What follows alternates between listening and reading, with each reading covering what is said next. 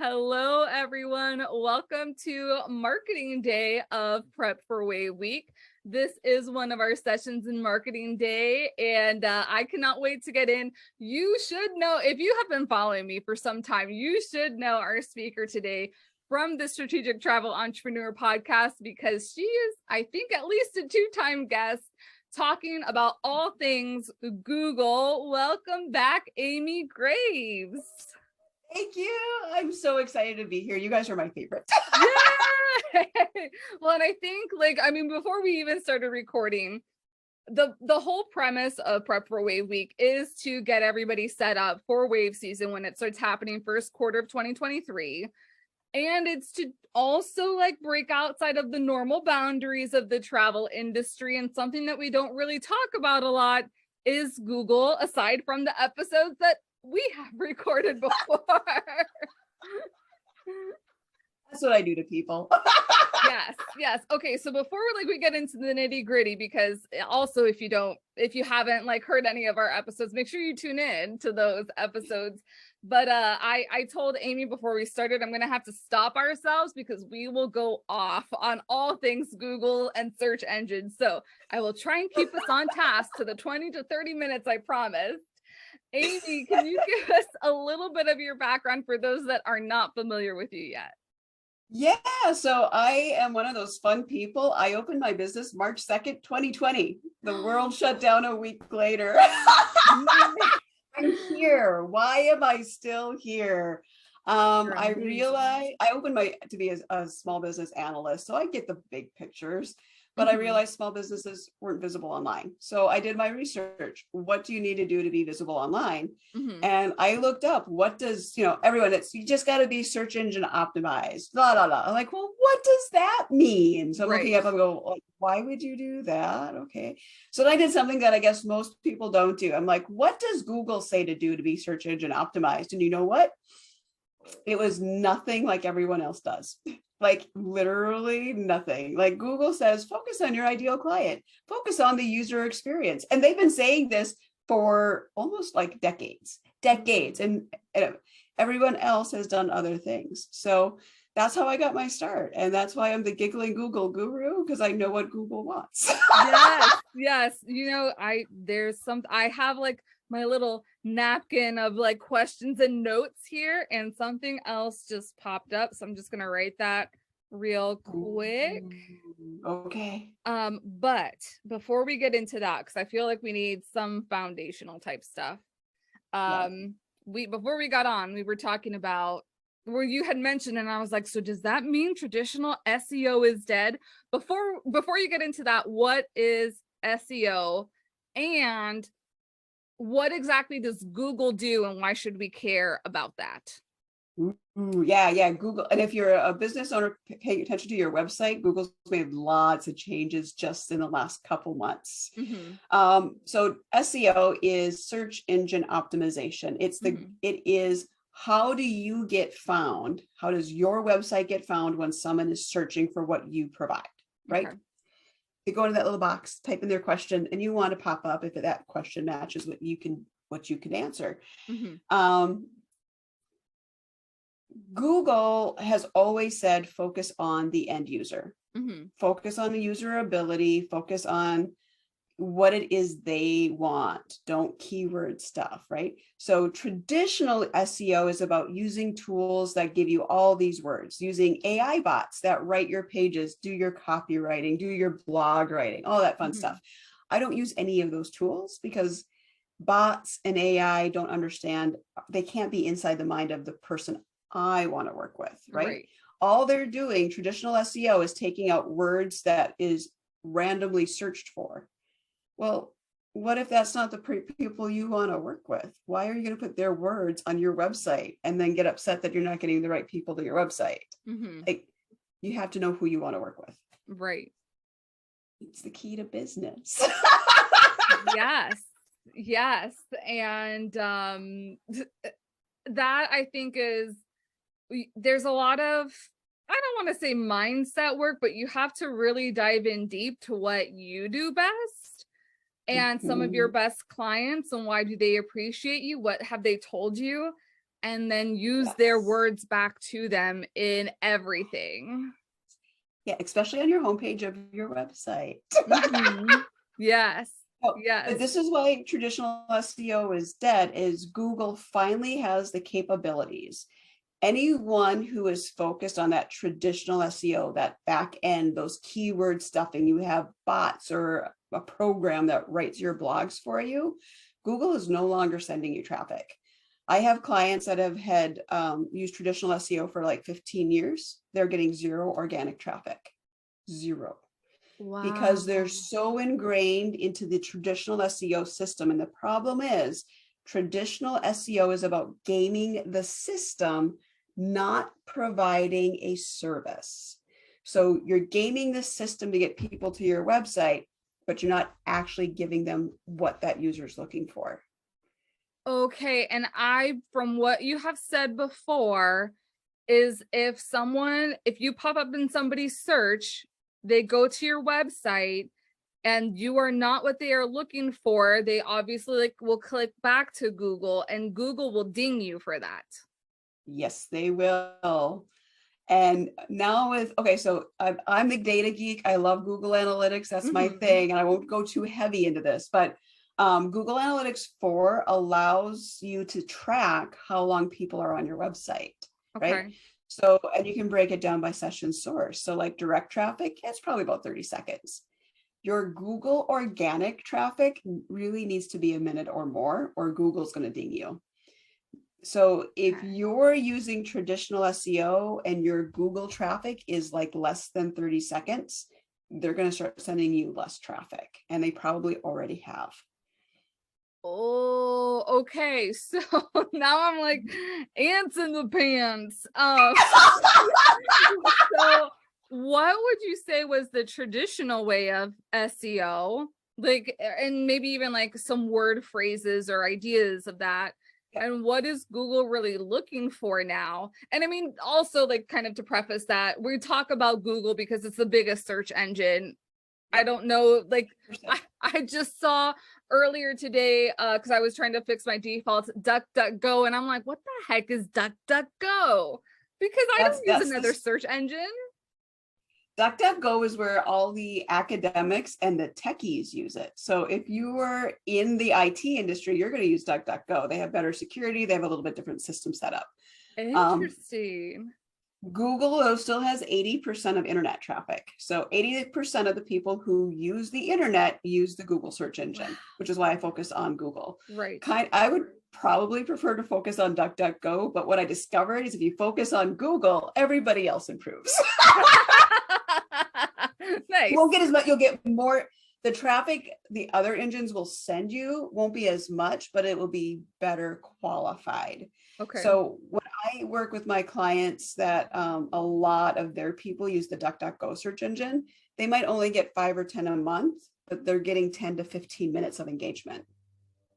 Versus the Google traffic, which you might getting like 200 to 300 people or more, but you're only getting up to 2 minutes engagement.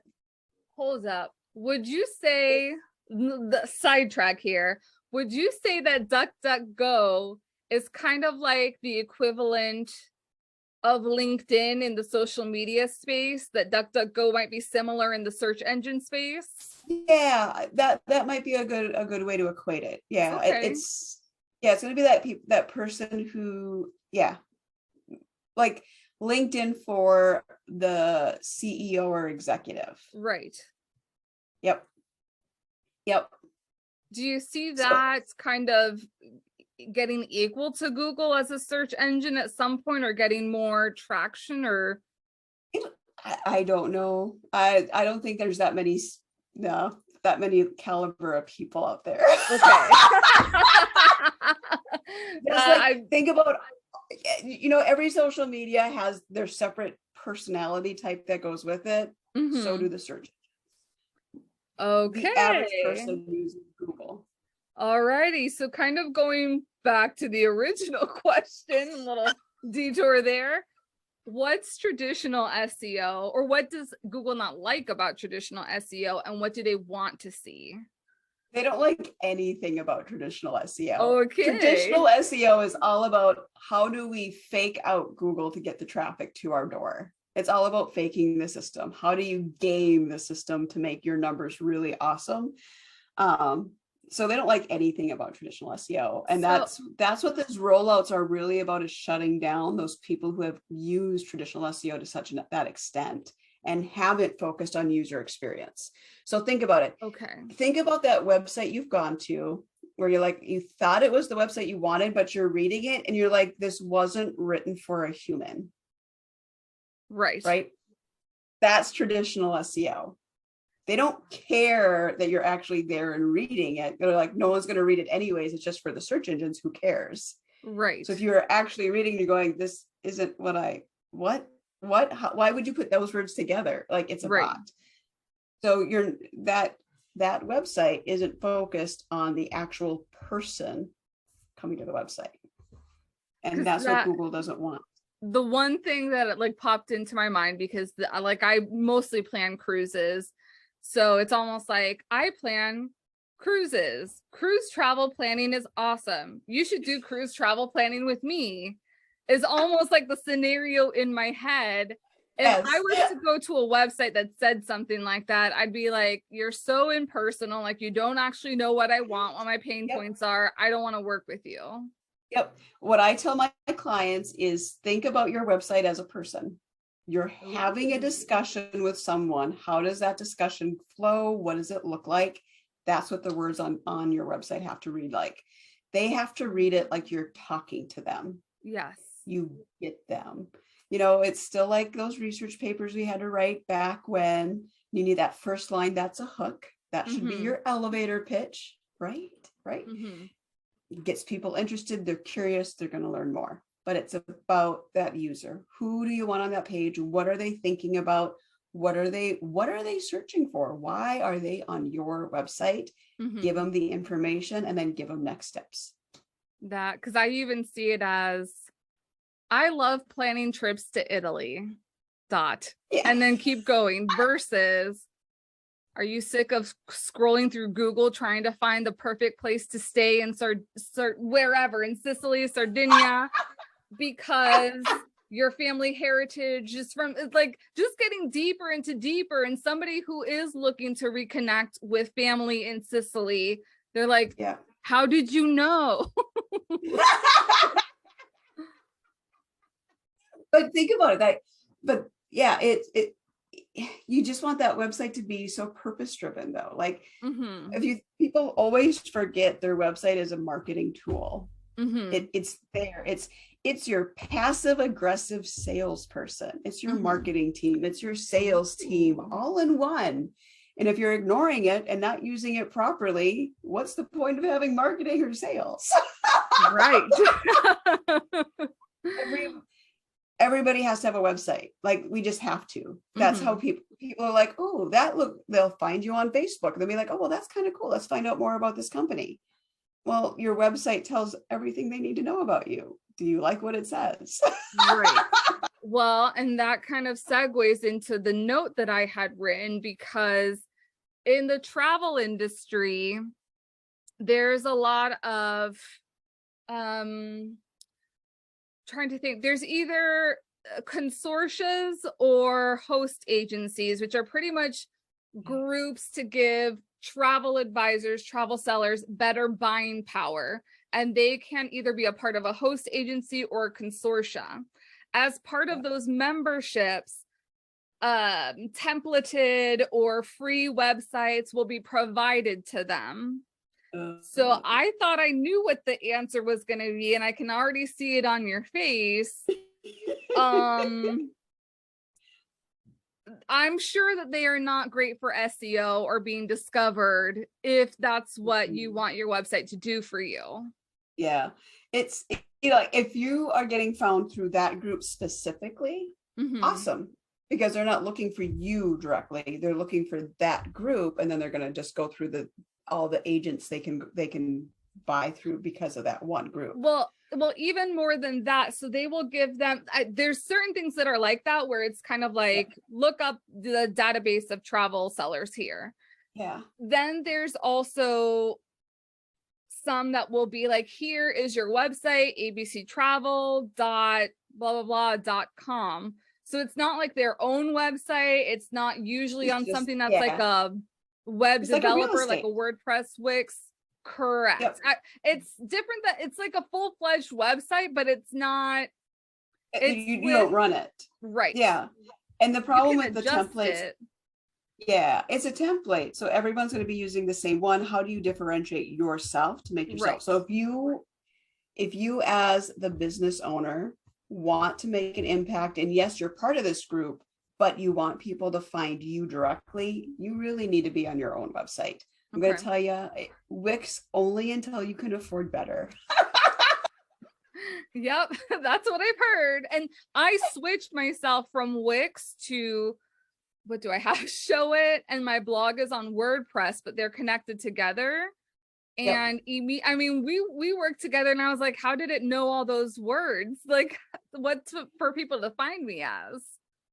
Yeah, right. But are you finding that after switching off of Wix, you got more traffic? I do get a lot better traction because of it. Mm-hmm. I am more seen and visible, and Google knows the correct words for to send people to me, pretty much. Yep. Well, part of the problem with certain, like Wix and GoDaddy are the two big ones that are the biggest issues for SEO. And that what the problem is, your website has to load in 3.8 seconds. Okay. And Google web developers will tell you just ignore Google. Who cares what they say? Except 80% of traffic is coming in through a Google source. And if Google says your website's taking 40 seconds to load, they're not going to send you traffic. Wix has that issue. I have yet to work with a client that has a load time under 40 seconds. How can So you're you just like find shooting yourself in the foot. Well, that's really easy. Oh my God, you could find out right now. Ooh. Do you want to share your what? Tell you what, why don't you share? Do you want to share your screen? Oh, wait, hold on. Bring up your website and I'll show you how to do it. I was gonna say, let me see how I can minimize this to make sure that I'm actually on like a good, okay. Like we don't need any scary things popping up. Okay, share screen. Okay, we're at Google. We're gonna go to readadventures.net. Let's see. Oh, that was fast. All right, so that's because you probably come here a lot and it's your site, so it should load quickly on your browser. Okay. What I want you to do is right click anywhere on the screen. Okay, so now go all the way down to inspect and click. And now over on the little element bar that popped up, I'm going to move our faces. I want you to click the double arrows next to network. Okay. Yep. And then go down to Lighthouse. We're doing what I call the Lighthouse audit. Ooh. And now you're going to see, this is going to be mobile. Google only crawls websites based on a mobile device. They don't care how fast you load on a desktop, only on a mobile. Okay. So go ahead and analyze page load. Oh, real time. And this is going to tell us how long it takes for Google to bring up your homepage. That was good. Okay, I'm like, please let it be good. That looks good so far. We're still analyzing. We're almost okay. This is going really well. I'm really excited to see your numbers. Ooh. All right. So, look at how great those numbers are. So if you look at these numbers, you got 68, 90. These are all out of 100. So for not really knowing a lot about the back end of SEO and what you need to do, your performance rate is already 68 out of 100. If you look down here, it is the yellow. You need to be 90 or 100 to be in the green. But there's like, I've worked with clients whose their performance started at 12. So, well, okay. So let's if you scroll down to the metrics, so right underneath the performance, what you can see here is your first painful came in 2 seconds. Okay. Your speed index is 3.2 and time to interactive is about 5.6 seconds. So what that means is you are well within parameters. You're doing okay. So if someone on a mobile device is organically coming to you, they're going to be able to load your site relatively quickly, and they're they're going to wait for your site to load to get on there. Once you get above like that 10-second mark, most people won't have the attention span and they'll just go somewhere else, which again hurts your Google traffic numbers because they didn't stay. Well, this is cool. Oh man, Yeah. I would like want to break down. Do you offer like a session where we can break all this down and how people can improve this? I do. Actually, it's going to be one of what I'm coming out with very shortly. It's an hour and a half session, and we just sit here and break down all of the audit information so you know what you need to do to get your website up to speed. Ooh, now this is like, if we're talking here, I'll stop to share. I'm like, if we're talking about prepping for wave season, I'm like, I want to get in on that because I'm always wanting to do things that work smarter, not harder. And I think that's what Google does, or that's what Google has the capacity to do. Yeah. Kind of thinking about wave season and like prepping for that, other than of course, like, I mean, I've hired you for a couple different, or we've talked about a couple different things. Yeah. What are some of the changes that have happened in the past year or that are coming on the horizon that we need to be aware about for our websites? Yep. The Google audit that we just did is one of the big things because it's only mobile. That's been around for about 1.5 years now, that only searching based on mobile devices. But the other big thing is really, what is the content you have on your site? Is it something people find value in?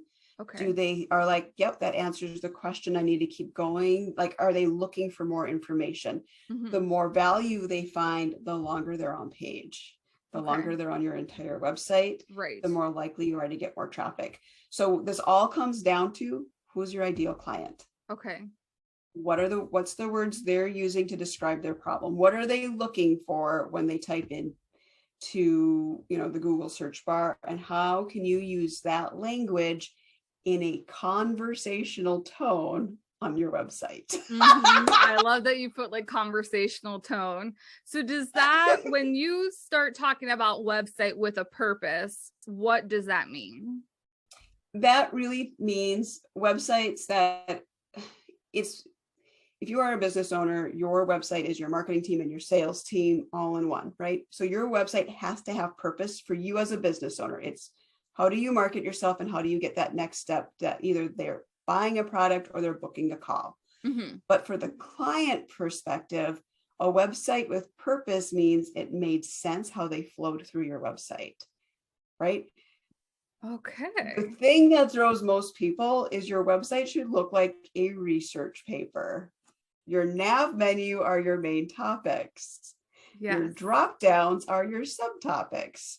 So like on my page under contact is where you're also going to find my media kit and my resources, but they're not in the main nav menu.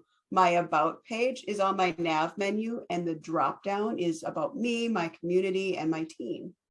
Well then let's on that. I'll share my screen again so we can do like real time. You can just close that out. Because that so you have services, corporate business owners, blog contact. I would say you kind of have too many options for people. Kind of think about, why do people come to your website first and foremost? They're going to learn about you, right? So your home page is key and your about page. You do actually need that separate section for a corporate, because people who are in that mindset are coming to you specifically. So they're not going to, from a small business perspective, they're not, but the next question is do you just put under services your business owners? Because if you look, because my web designer, my branding person is smart. So she put this, choose your journey. Do you want to do more of a corporate retreat, or do you want to impact your clients? It's a small business.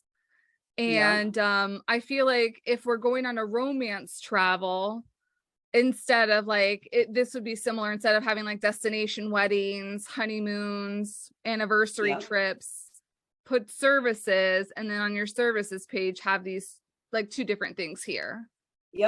So on my website, I have a work with us page. And it's Okay. a really brief overview, but you choose your journey. Are you a small business owner? Are you corporate? Oh, let's go. What's your website? Let's go there. Give them more Any, examples. all right, EddieMainStreet.com. And let's hope it pops up. Let's do it, Google. Oh, why did not Oh, private? yes, it is private. You need to, okay, so we're gonna have I'm to at put the full, home. it's the www, it needs to be HTTPS Uh-huh. www. Okay. I For was like, I'm at whatever reason, the home. www has to be added into mine. There we Aha, go. here we go. So Okay. if you see, I only have 4 items in my nav menu: my about, work with us, contact, and blog. Mm-hmm. If you on all pages, if you click the banner, it gets you back to your homepage. So I don't Okay. have to have the homepage. So if you go to work with us, this is the page that's gotten the least amount of work. Okay. Oh, but there. Yes, you got to choose your journey here. Yeah, yep, choose your journey. So there you go. And then so depending on who you want to work with. So mid to large business really are the corporate people that I work with. And Mm-hmm. if you look at both pages, you can see the difference in who I'm working with. Small business support, it's really about what's the individual item I can help you with.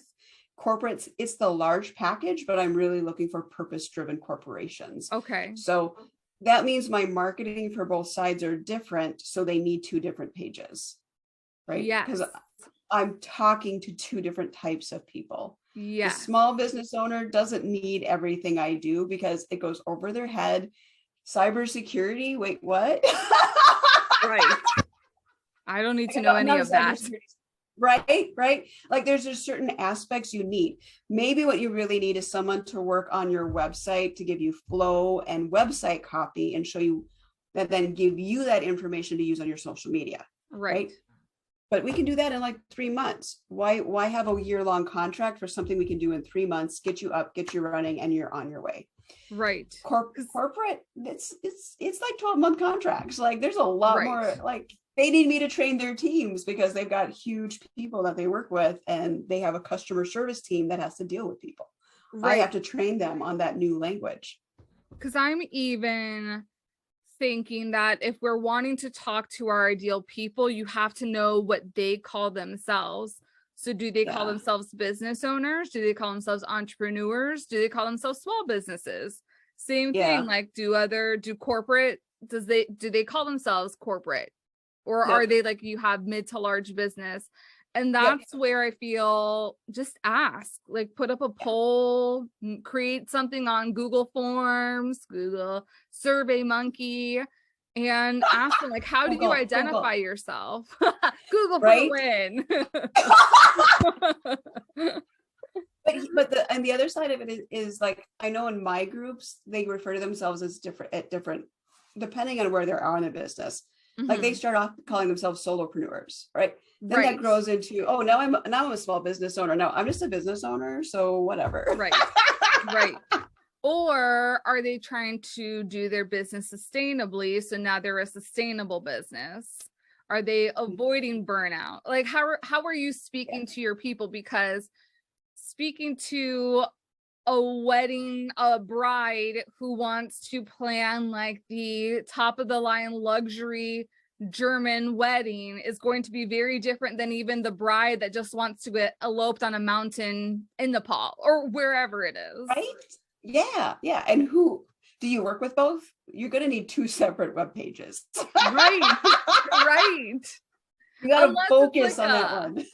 and see, I was going to say, unless it's the same kind of person, but also knowing how I describe those people, that is not the same type of person. Someone that wants ultra luxe in Yeah. Europe is not the same person that wants to get eloped in a remote destination. Yeah. And that's understanding that. Like, and how are they looking for that? Are they looking for remote destination? How do they phrase that you can Mhm. capture them to get them to your website? Mhm.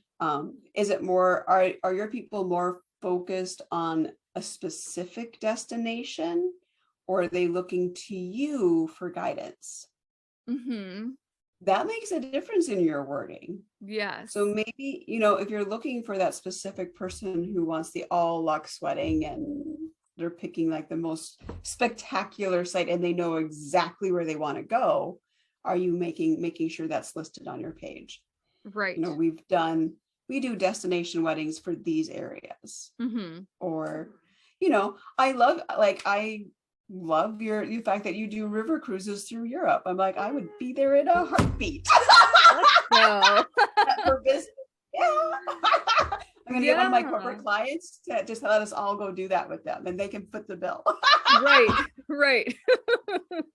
Yes. We'll have a Google week. Yes, exactly. Well, and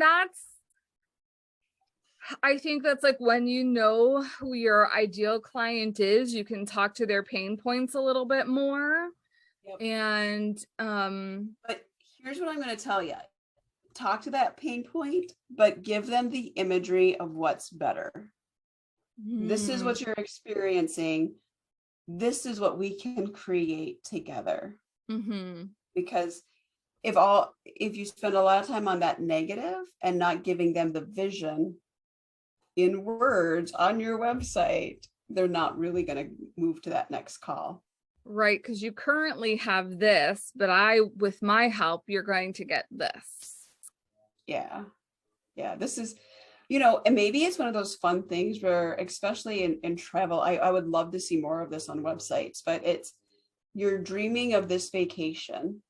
I've done this and we've gone to this level, and these are the things that my clients never thought about that we were able to do for them. And now you're throwing in, wait, there's something more. What's that buildup? You don't have to give away everything. Like, that's business. Don't give away the money makers. Right. But what most people don't think about that they need, but when they think about it, they're like, oh, that would be nice. You want that on your website. You want them to think that next level up. You're coming in for this specific pain point, but we can grow you to this. And that's where the magic is, because they got that vision before they talk to you. Passive aggressive. From Minnesota, I got that down. That's awesome. All right. Anything else that we should know about for preparing for 2023, but also wanting to be found more, especially for people who are going to be busier? You're not going to be able to go to events or attend online events to meet people and network. So how can you make your website or your Google business profile work for you better while you're not able to do those things that people are still able to see you somewhere? Yep. The biggest thing that's come out for the Google business profile is just make sure you're using it and posting it consistently. What does consistently mean? I'm up to telling people, if you can do it 5 times a week, make a post 5 times a week. Okay. Like, be consistent. Like 3 times is what I used to recommend, and it's still a good minimum. Okay. But if you're really trying to drive traffic, get up to 5 times a week, and always make sure there's an image. Always make sure there's a link.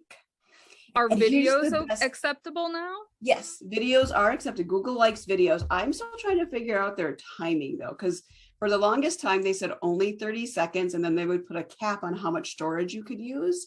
So that's where you've got to like be careful, tread lightly, see what happens. Okay. The other thing is, if you write blogs, I've got I work with a group of lawyers, and what we do is their blogs create 5 days of posts, because I take one blog and I break it down by paragraph or section, depending how they wrote the blog.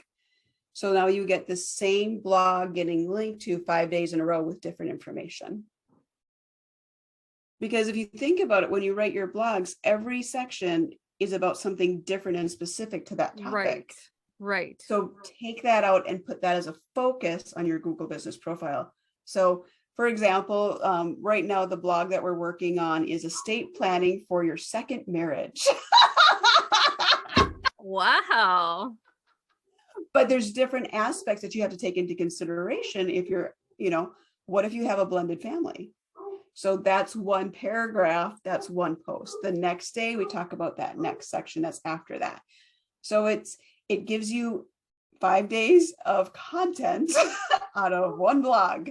How can you, so think about your content and how can you stretch it out to focus in on specific ideas to help Google understand all the areas you help people in. Would Google ding you? I'm thinking like repurposing like social media posts or even like what you were saying, blog posts. Does it ding you if you use some of the same things on multiple channels? I have yet to see that happen. Even better. Now, can you schedule posts on Google? Some CRMs can, mine does. So mine gets scheduled. I actually have one scheduled for Monday. Wait, but not all CRMs, because they have to, whoever is the social media planner, that company has to pay Google for that code to add to their social media planner. So that's typically most, so unless you're already a Google partner, you're not going to have that kind of access.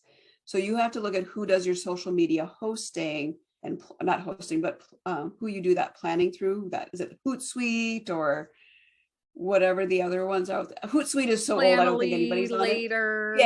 Yeah. You know, Canva does it, and I know I can schedule to my LinkedIn. I haven't connected Google Business to Canva yet, so it'd be check those different areas and where can you connect it, and that does make life easier.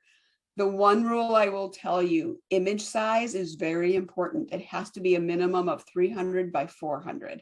Okay. That's key. I have a lot of images I have to reformat for clients because their images are too small for Google standards. Right. Okay. So it has to be like a little rectangular then, or vertical. Vertical. Yeah. Right. Okay. A little bit more on the, yep. So 300 width, 400 height. Okay. Yep. So that's the only big thing. Other than that, the big aha that I give most people, and they never think about this, so I'm going to tell you all. Think about your elevator pitch. Is it short and sweet? When you give your elevator pitch, do people's eyes light up? Are they like, oh, that has to be the first line of your website, homepage, title of page, elevator pitch.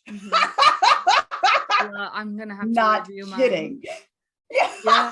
No, I'm in the middle of rewriting mine. So you say that, and so there's an online business person that I follow on my travel business Instagram, and he like did a poll. We started interacting because of my poll answer, and he went on my account and he's like, you do that because my tagline on Instagram is like so magnetic for the right person. Yep. And so we scheduled a coffee chat and all that. And yep. I was like, I wasn't even expecting anything out of this, but it's just the power of you being able to know the right words that your people use and connecting it to what they need. Yes. Absolutely. And that's what I do. At the end of the day, that is what my goal is. Yes. Well, how can people connect with you? Like, what do you have available from now to the end of the year that people can take advantage of to start prepping for wave season next year? And the more you do now, the better you are. I am launching within a week. So I don't know when your videos are going live. This is going to be going live. Well, so today is, we're recording in October, everybody. but you're actually seeing this on November 9th. That is like the day. I'm so glad this is pre-recorded because I wouldn't have been available November 9th. Okay, good. Yes. Everybody wants attention November 9th. So by the end of October, I'm launching a special fourth quarter deal where it's an 1.5 to 2 hour session with me. And all we do is we go over we talk about your website and how it's set up and what you can do to get it set up. So where are you? We'll do that quick audit we did earlier. We can take it any direction and spend that time where you need that time most. Nice. Other than that, just go to my website, hit contact. I have a freebie that's coming out. Yes. So one of the freebies, can I talk about the freebie? Is that yes, okay? Please do. All right. Yeah, I've got the freebie that I'm giving away to everybody is the Ideal Client Workbook. It's going to walk you through, do you have an ideal client? If you don't, what are the steps you need to think about, and how do you figure out who that person is? And it's an actual step by step. And then I take that the step further, and we focus on how do you implement that into your elevator pitch. So you're going to get that work in there. And then the last section is how do you incorporate this to your homepage on your website? So it's a big work. It's only 5 pages, I promise. It really is, because I saw it before we got on live, so I'll vouch.